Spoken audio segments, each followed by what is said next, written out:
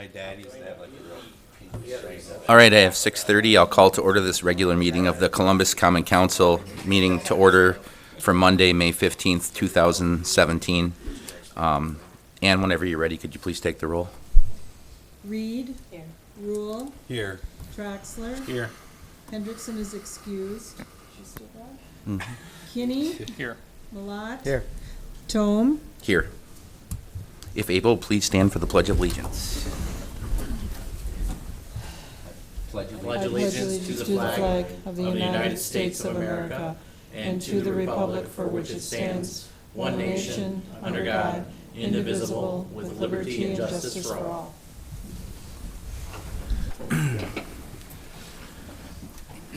This meeting has been posted as an open meeting in accordance with all state statutes and local ordinances. Next is to approve the agenda. Unless there's any alterations or deletions to the agenda, I'll take a motion. Motion to approve. Second. Have a motion and a second to approve the agenda. Any discussion on the motion? Seeing none, all those in favor, please say aye. Aye. Any opposed? Seeing none, motion passes. On to correspondence and communications. We have one on our agenda, and that is for Davis Clark from the Columbus Department of Public Works to talk about National Public Works Week, which is May 21st through the 27th. Have a little invitation for all of you. National Public Works Week is Thank you. May 21st through May 27th. It's a way of patting ourselves on the back, for lack of a better term. But it recognizes all the stuff that Public Works does throughout the nation. And so in honor of that, we had these fancy T-shirts made up that I'm wearing right now. What it says on the back is what you have on your paper in front of you. And so we're going to have a little cookout down at Public Works, and we're inviting all of you to come down and attend and thank the guys for what you've seen them do and all their hard work that they do for the residents. So you're all welcome to join us. If you can, let us know if you're going to be able to make it or not. So we can have, we're going to have burgers and brats and all that good stuff. It says potluck on the agenda. Are we expected to bring a dish to pass? No, I changed it on here, so it says cookout, because that was brought up. Are they gonna bring something? No. This is all us treating you guys and treating everybody that comes down, so. All right, Thank you, Davis. thank you. Was there anyone else signed up under citizen comment for the evening? Okay, no one signed up. Does anyone else present? I don't see anyone else present that would want to sign up. Okay, on to the consent agenda then. We have 4 items on the consent agenda.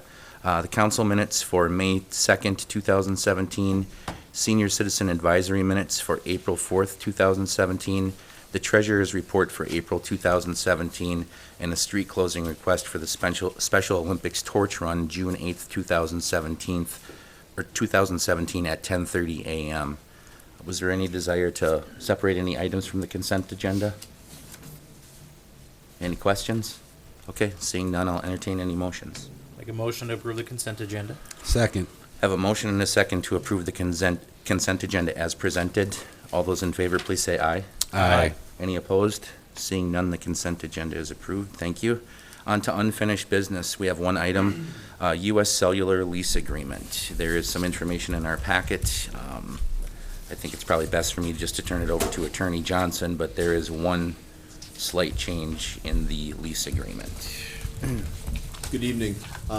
After the council approved the U.S. Cellular lease agreement at last meeting or a prior meeting, the tenant rep for U.S. Cellular came back to us and indicated that now that U.S. Cellular has read the lease a little bit closer, they didn't like the language in Section 13A of the agreement. And you'll see in your packet that there's 5 words that they are requesting to have removed. In my mind, this is a very small change, but it also has a little bit of significance. The clause was originally put in the agreement at the request of Eric Anthon from Water and Light. He was concerned that with the height of the cell tower, if it were to fall in certain direction, that it would wipe out some of his utility services out there, poles, wires, so on and so forth.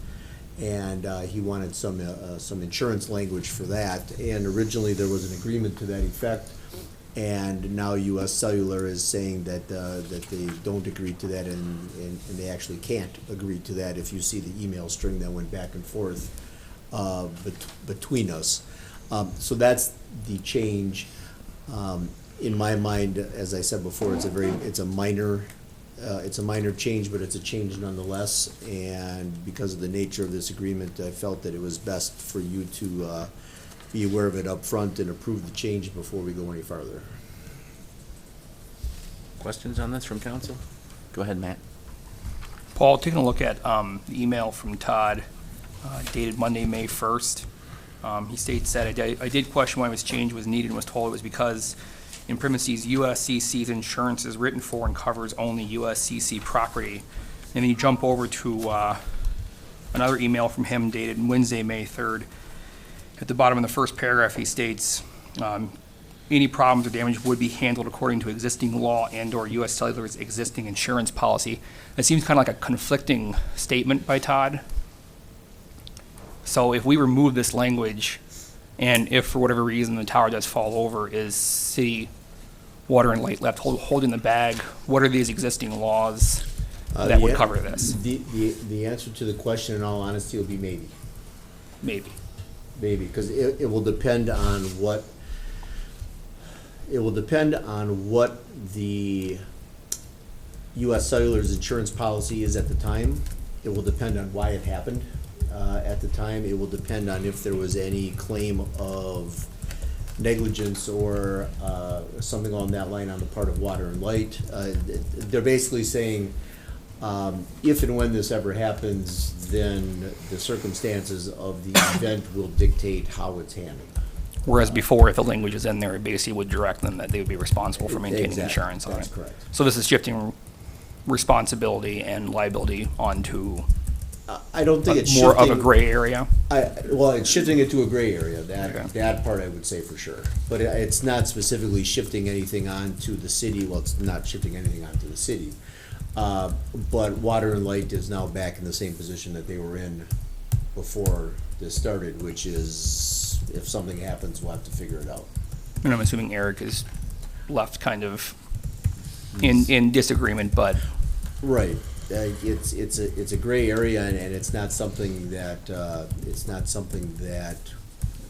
well, with the response that Todd has given so far, it's not something that we're gonna be able to make any better. yeah, I just want to Yeah. make sure it's noted that this is another aspect of this that we're kind of left holding Right. per their request, and we have no way to Right. basically protect ourselves if something does happen, which obviously the potential of a tower falling over is highly unlikely, but, you know, things do happen, bridges do fall down, It'll probably be this issue will probably be the least of the problems, yeah. to be honest. But, yeah, it's gonna create another gray area, that is accurate. Thank you. To follow on Matt's comment about that same word, the U.S. Cellular insurance is written for and covers only U.S. Cellular property.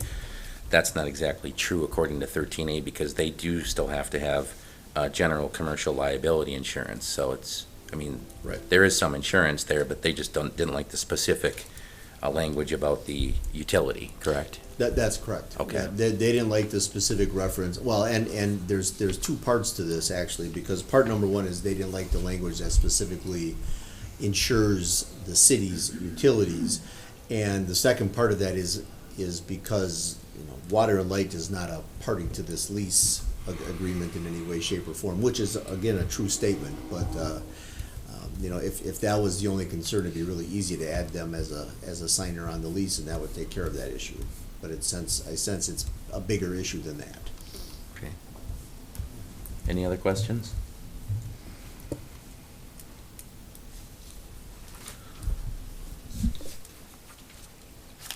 We have insurance, like they would have insurance if something happened, right? They have a general liability policy still. They still have an obligation to have that general liability insurance. Would it, I'm talking about our utilities. Right, and I mean, everybody involved has insurance to some extent for some things. And and I apologize for being somewhat. When are those new microphones coming? Hey, man. I apologize somewhat for being somewhat gray myself, but it's the best answer that I can give you because I don't know what any of the respective players' policy actually says, and you won't know what the circumstances of the claim are until the claim is here. Thank you. Would it be fair to say maybe they're just worried about kind of prematurely accepting liability in a I'd sense? say that is 100% correct. So, I mean, makes sense to me. And if there's a claim, then we figure it out. Yeah, and I think that's well stated, and they don't want to put themselves in a being locked in position, and I understand that. Mm-hmm. Makes sense. I was just wondering if we would have the option of getting rid of another word from the same sentence itself, and that would just be personal, to leave a little bit more open on our end. So then it would say the tenant shall maintain commercial general liability insurance, insuring against liability for bodily injury, death, or damage to property, and then blah, blah, blah. I think that the term personal in this particular context actually has a specific meaning, because personal property will be anything that isn't real estate. And so that will, and I guess I can't really fathom a claim for real estate on behalf of the city. Well, I mean, you have the park, but they've already got a separate agreement to bring that back into, the condition that they found it when they have. Instead of taking the word personal out, the better way to handle that would be to add the word real, so that it covers all kinds of property, both dirt and stuff. So, I mean, we can take that back to Todd and see if that flies. I mean, that's a reasonable request.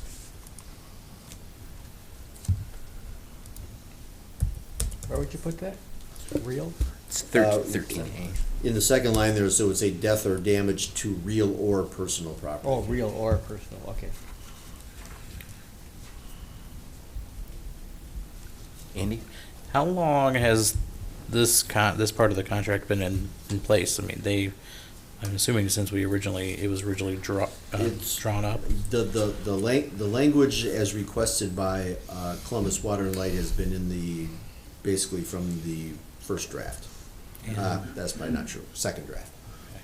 I mean, they've had ample opportunity to review this, and now they're coming back after we've already approved it, which I'm not really a big fan of, That's a fair statement as well. so, Got to a different office. yeah. That's probably- Underwriters. That's probably accurate also.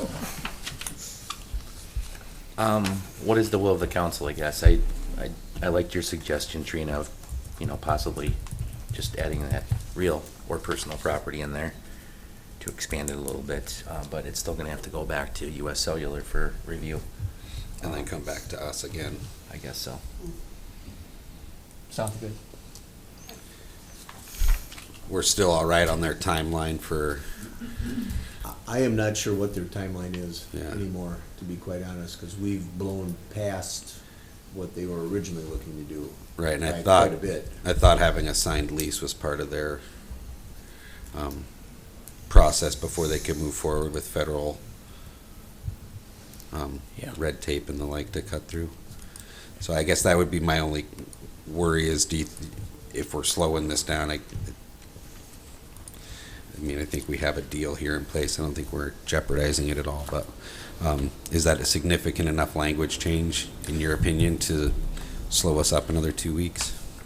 Well, I think. Or if we could get it, well, never mind. If you're looking to get this off of your desk once and for all, you can make a motion to go back with the real or personal property language as Trina suggested, and if that's rejected, then to approve it as it is. Now you're covered both ways, and you're done. Rod? I was just gonna say, we aren't the ones slowing this down. Not at the moment. Yeah. Okay, well, I guess if we're making the request, it's a horse apiece. I'd be fine leaving it open, Either or? either or. Okay, so someone would need to make a motion then to accept, let's see. Looking for the right. Accept the request for one change to the approved lease language with the city, with the exception of real or personal property in the second line of 13A, or their requested language. Is that fair, Paul? Yeah, I mean, I think what you're really doing is you are requesting that the words real or be added to the second line, and if that's rejected, then you are comfortable with the changes they have presented. Okay. We'll use Attorney Johnson's language as an accepted form of a motion if anyone's willing to. So moved. Second. Okay, so we have a motion and a second to return the lease agreement to US Cellular with the change on the second line of 13A to read death or damage to real or personal property. And if that is not accepted, we are willing to accept the requested language from US Cellular. Is that appropriate? Yes. Okay. We have a first and a second. I think we better take a roll call on that, Ann. Rod. Rod?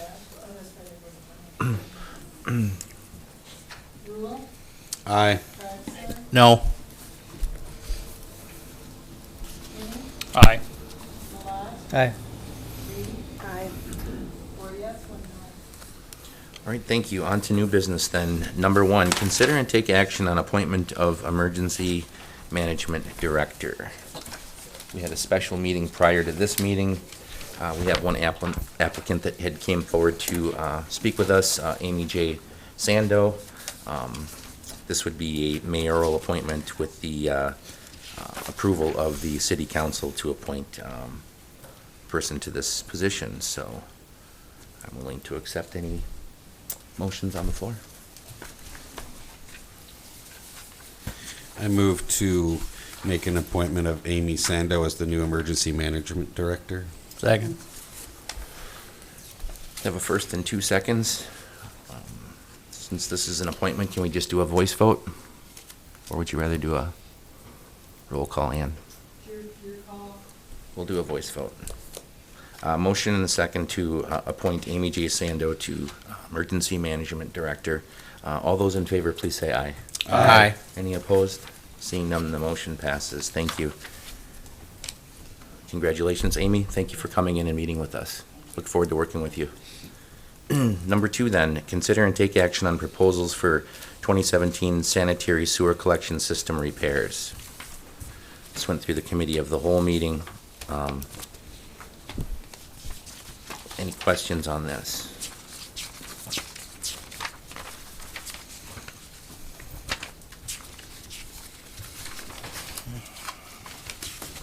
It's essentially the annual budgeted amount for collection system repairs that comes from the sewer fund.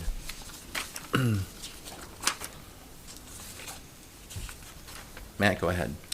I know last time when Dave Arnott, correct, was here, we kind of asked him, and he said obviously with the change with the door and some other, I think the panel increase, I guess, That would be agenda item number 3. see, okay. Are we, We covered them both kind of together on the I say, committee okay, of the they're whole. combined. Yep. This one would just be for the collection system portion where they were going to be replacing, I think, manhole covers. That's, okay. Yeah.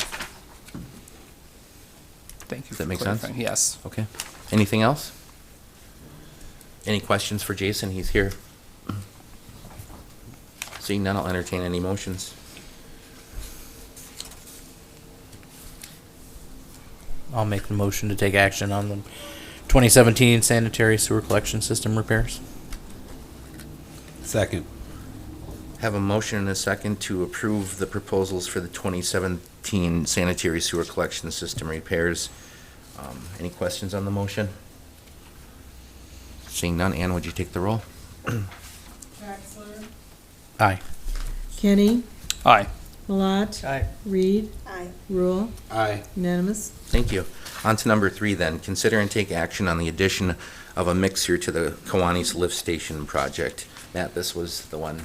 For some reason, I can't separate these two in my mind. I think this is the third time I've done this. My apologies. Back to you, Jason. Dave was talking about increase in price for the panel and then obviously taking out the door, I guess. The sheet we have is still the proposal as given to us in the last packet. I was wondering if there was an update as a rough idea for estimate for the work to be done and engineering costs that kind of follows through with this if we're making kind of a decently sized change to the scope of this add-on.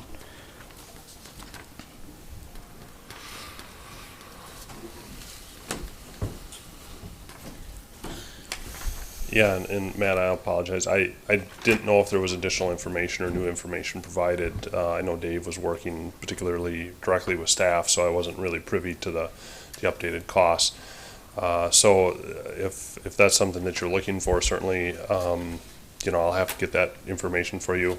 I understand there's obviously a change and you guys need the information to hopefully make the decision. So I just wasn't aware that didn't make the packet. And I don't know, Patrick, if you had seen anything turned in or updated? I didn't, no. I didn't get Okay. anything from Dave, so we reverted back to what we have. Yeah, okay, so I wasn't so sure if, I know when we left, we were looking for information of kind of the adjusted change, and I don't know if that got back to staff or if Dave didn't get it in, so I'd have to go back and check. So I apologize if that information isn't in there. And I don't know if there was a deadline on this per se for the contractor. I don't think there was. Do you know, Davis?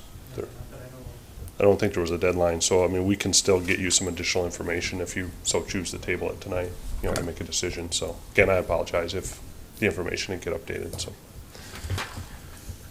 I don't know if I'm dreaming this up, but for some reason I thought I heard Dave kind of allude to the fact that with the exclusion of the door and the engineering for adding that door by taking that out and then adding the control panel, it was kind of a wash. That's what he had said, but I think That's- that we were looking for some revised documentation to represent that. And Okay. that's the piece I don't think we did get back. Okay, So- okay. I guess I was under the impression that it wasn't a wash, it was the panel had come in at a different price than what he expected. That fell into that 11 to 13.5. I guess that's kind of why I'm wondering if, where are we sitting, obviously? Yeah. Because I know that with these numbers, we're kind of butting up against what Yeah. the funds are available. And there is a Sure. little confusion in it, so I mean, that's certainly something that we can, I guess, get some clarification on, so. Thank you. Because I just, unfortunately, that project, I just haven't been very close to since Dave's been working directly with staff on it, so. Matt, did you want to table this to the next regular meeting to see if we can get that updated information in the packet? Yeah, I guess just since we're kind of pushing up against that, what we have in here for that, what's like left over from what Kim has in here, just to kind of see and make sure that we aren't going to get too close to that with our little bit of funds that are left over. Like I said, I think kind of changing the scope of the job by taking out the second door and all that goes involved, just to kind of get an idea of where we're at, so. I see. Motion to table upon receiving additional information from R&M. Second. Have a motion and a second to table the item to the next regular meeting for clarification? Clarification. Okay. Any discussion on the motion? May I just ask exactly, just so I know and I can get the correct information back to you, what is it that exactly that you're looking for? Engineer cost estimate, kind of an En- expectation of what, like I said, I know that,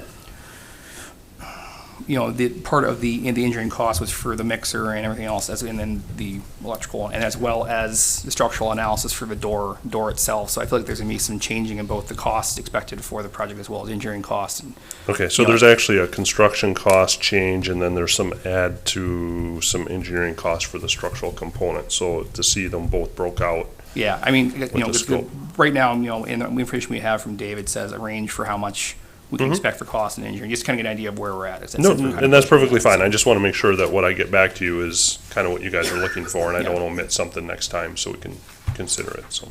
Thank you. All right, thanks. Thanks, Jason. You bet. Okay, so we had a motion and a second on the floor to table this item for further information to the next regular council meeting. Any discussion on that? Okay, seeing none, all those in favor, please say aye. Aye. Any opposed? Okay, that's gonna be tabled to the next regular meeting then. All right, on to number 4 then, which is consider and take action on the addition of trim tiles, caulking for expansion joints, and removal of wall lighting at CAAC as part of the resurfacing project. This is a change order that was brought to us at the last committee of the whole meeting for discussion while we're doing the resurfacing project, to try to get these items kind of thrown in there and get them all done at once. There seemed to be consensus to move it forward to the next regular meeting. Here it is. Are there any further questions on the item? Matt? Jinx. I know, Amy and Joy, I reached out to you about, sorry, throwing things at you now. I reached out to you about checking in with Mid-America Pool, and I believe in the email, yeah, if you just.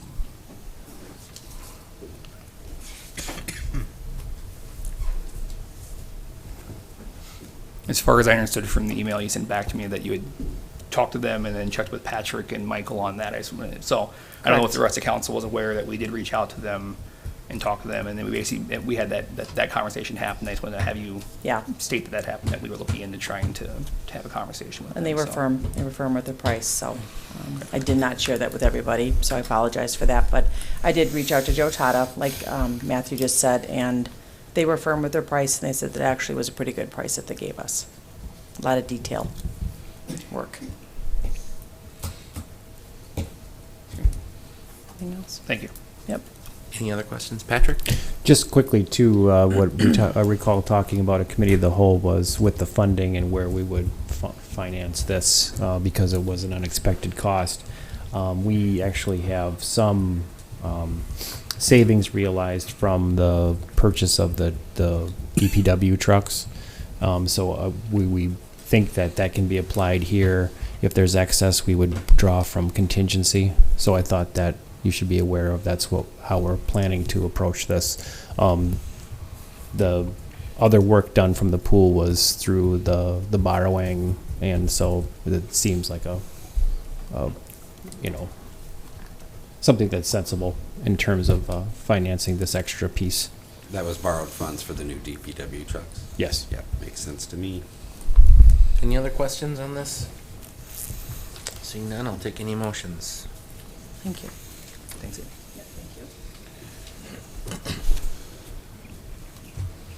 I'll make a motion to approve the addition of the trim tiles, caulking for expansion joints, and removal of the wall lighting at CAAC as a part of the resurfacing project. Second. Have a motion and a second to approve the additional of trim tiles, caulking, expansion joints, removal of wall lighting at the Columbus Area Aquatic Center as part of the resurfacing project. Any discussion on that? Seeing none, Ann, could you take the roll? Kenny? Aye. Malat? Aye. Reed? Aye. Rule? Aye. Traxler? Aye. Unanimous? Thank you. On to number 5 then. Consider and take action on traffic control at Tower Drive at Highview Lane Crosswalk. At the last meeting, we had some discussion about this, as well as had some residents from the area coming in here talking to us about some traffic pedestrian issues in the area, and there's been a recommendation by DPW Director Davis Clark to add a 25-mile-per-hour sign in that area. Is that specifically what this action is going to be for? Yeah, I Is the think sign? I'm glad you brought that up. So to clarify, this will be on the sign. We've talked about some other traffic control items for that area, but that wouldn't be appropriate until the actual ramps are put in. And while we keep hearing that they're going to be going in imminently, they aren't in yet. So what I think we would do from a staff perspective is bring forward a plan when the ramps are in to show and explain what we have in mind in terms of control and drawing attention to that crosswalks. Okay, thanks, Patrick. Patrick, what's our leeway on this as far as when we step in and put in the sidewalk or the ramps and take it out of their fund that they have? Well, they have a letter of credit that is set to expire. I don't exactly know the time frame yet, or on the top of my head. I think it's approaching, but yeah, it's coming up. But we've had some some conversations with the developer, and we expect those ramps in. Well, we expected him in 2 weeks ago. Yeah, but yeah. it's still not happening, and I really feel without some pressure, they're gonna wait until the last minute. And we should probably consider doing something about that and maybe installing them ourselves and taking the money from their Or the credit. next thing would be to give a set deadline and say, get them done here, and, or we're gonna go in and do them. Well, does the letter of credit expiration date control that time frame then? It sounds like that's the artificial deadline, or, Yeah, it is, all right. that we don't have to allow that to expire if there are still issues. We don't wanna wait till Right. July Project. for. we don't wanna Right, wait I'm till just, July, I guess I'm you know. saying with that letter being the control here, I don't know what we can force to happen before that letter's timeline runs out.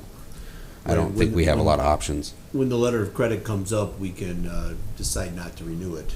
Right. And then either pull it, enough of the funds to do the work ourselves, or else compel them to do it before the letter gets pulled. And I can't remember when that letter of credit is up. It's either November? November. Matt, did you have a question? Yeah, I just, going off of what Andy was saying, I think with overnight lows and stuff being the way they were, pouring for the past couple weeks might not have been optimal. That might be what the contractor is waiting for, but I do agree that now that we're getting into warmer weather, they're kind of losing reasons as to why they may not be putting them in. And so I definitely agree that we're, Other than contractor other than, schedules. other than their schedule, which, you know, Yeah, and how long are we letting people walk through the mud to get up onto the sidewalk over there? Yeah, we don't want that to be extended, but I think you make a good point about temperatures and what, we want to try to work with them. I think that they had a schedule for pouring of some other concrete, but clearly temperature is not an issue now. I mean, the big project, they're dealing with concrete. So we can tighten the screws, Yeah. so to speak, and make sure that gets done. Any other questions on this? All right, seeing none, I'll entertain any motions to take action on the traffic control, which would be the 25-mile-per-hour sign on Tower Drive at Highview Lane Crosswalk. I'll make a motion to approve that we take action on a traffic control sign for 25 miles an hour on Tower Drive at the Highview Lane area, I guess. Second. A motion and a second to take action on traffic control on Tower Drive at Highview Lane. Do we need a voice vote for signs, or should we do a roll call on that? Either? Okay. Any discussion on the motion? All those in favor, please say aye. Aye. Any opposed? Seeing none, motion passes. Thank you. On to number 6 then, approval of mayoral appointments to city boards, committees, and commissions. This is kind of the follow-up list from the last meeting. Some new appointees and some people being reappointed, basically just kind of cleaning up whatever I didn't get on the list at the last meeting. Any questions from anyone on this? Seeing none, I'll entertain any motions. I'll make a motion to approve the mayoral list of appointments to city boards, committees, and commissions. Second. Have a motion and a second to approve the mayoral appointments to the city boards, committees, and commissions. Any discussion on the motion? Seeing none, all those in favor, please say aye. Aye. Any opposed? Motion passes. Thank you. Number 7. I didn't have anything in my packet. Were there any? Okay. No applicants for operator's license. So on to number 8. Consider and take action on claims in the amount of $354,512.21. Any questions on the claims? If there are no questions, I'll take a motion. Motion to approve the claims packet as presented. Second. Have a motion and a second to approve the claims in the amount of $354,512.21. Ann, please take the roll. Malat. Aye. Reed. Aye. Rule. Aye. Traxler. Aye. Kenny. Aye. Unanimous. All right, report of city officers. Patrick, I'll let you jump in. Okay, thank you, Mayor. This week is spring cleanup week. Got off today our project with the Columbia County Solid Waste. City as well as the county, we've made some efforts to get the word out through the newspaper, the website, and as I was driving around, it looked like a lot of the things left out were being picked up. So far so good. I don't think we've heard any negative feedback yet, but if folks are watching tonight and their garbage collection date is Tuesday or Wednesday, if they have an opportunity yet to get those items out. There's a listing on the city website of things that are generally accepted and things that won't be picked up.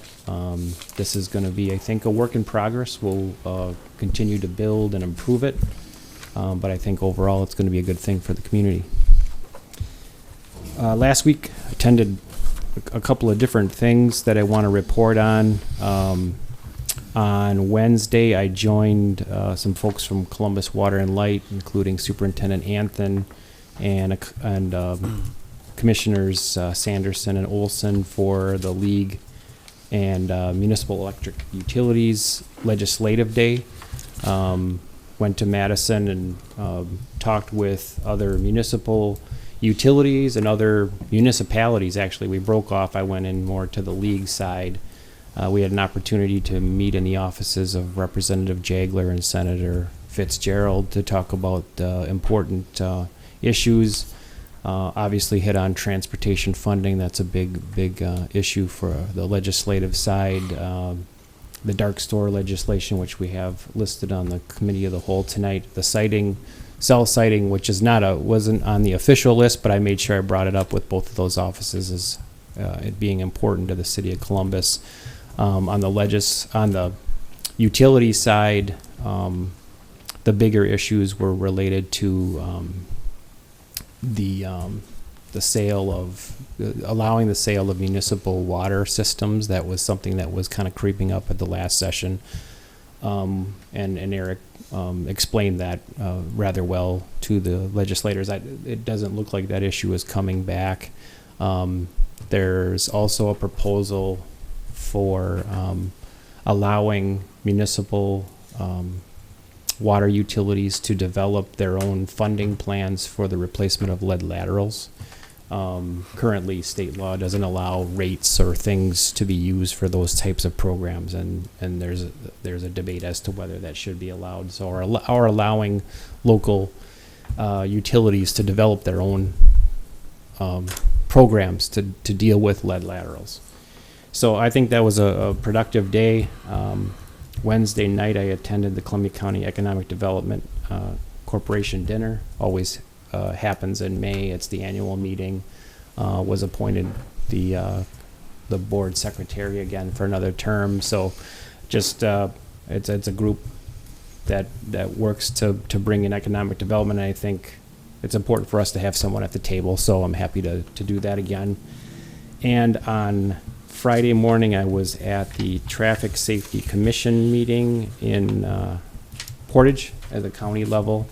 There were questions about not the current James Street project, but the one that's coming, which is dealing with the interchange at 1660 and 151. We know that project's been designed, but the questions were related to whether traffic signals are going up there. One concern raised was on the southbound off ramps as you're coming down and you want to turn to get to Highway 60. The distance between coming off that ramp and then getting into the turn lane is somewhat short. At least that was the comment that was raised, and it just brought into question of whether the traffic lights would be appropriate to deal with that situation. I know that in the current design there's conduit set for lighting, but there's not immediate plans to put lighting in with the project because of the traffic counts. So whether that observation or action about the new design would force the DOT to make a change, I don't know, but I'll certainly relay that to them, as it looks like we may still be a few years before they move on to that project. So And then finally, just today, I went to the senior center, spoke to that group. I do that every 6 months just to bring them up to speed on issues and take questions. I think that's always a good opportunity to relay some information to the patrons of the center. So, thank you, Mayor. Thanks, Patrick. I think you pretty much covered everything. The only thing I had written down was some information about the Aquatic Center opening, which I think is still in the printer at home right now. I wrote down a bunch of dates, and hopefully if I get any of these wrong, Amy Jo can throw something at me. But I believe there's going to be an open house on May 25th from 5 till 8 p.m. That's an opportunity to kind of come and take a sneak peek at the improvements at the pool and to purchase memberships and enroll in the swimming lessons, things of that nature. There will be a few days with limited hours that the pool will be opening, as long as we get the pool project complete and get it filled with water. But the June 3rd would be the date when we would be going to regular advertised hours that are in the pamphlet. So June 2nd is the last day of school. June 3rd would be the first day that the pool's going to have regular hours. Kind of look at the city website or the Facebook page for the interim hours between the 25th and the 3rd then. So that's all I had. Anyone else have anything to add? I do. Go ahead. Last Tuesday, we had a little emergency situation in my neighborhood.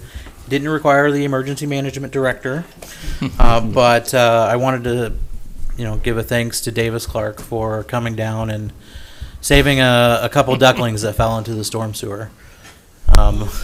Mama Duck was hovering around the street, just sitting in the middle of the road because a couple of her ducklings fell down the hole, and he was able to save some of them. So thank you, Davis. Anything else? Seeing none, I'll take a motion to adjourn. Motion to adjourn. Second. Motion and a second to adjourn. All those in favor, please say aye. Aye. Thank you. We stand adjourned for about 5 minutes and we'll return for the committee of the whole meeting. Thanks.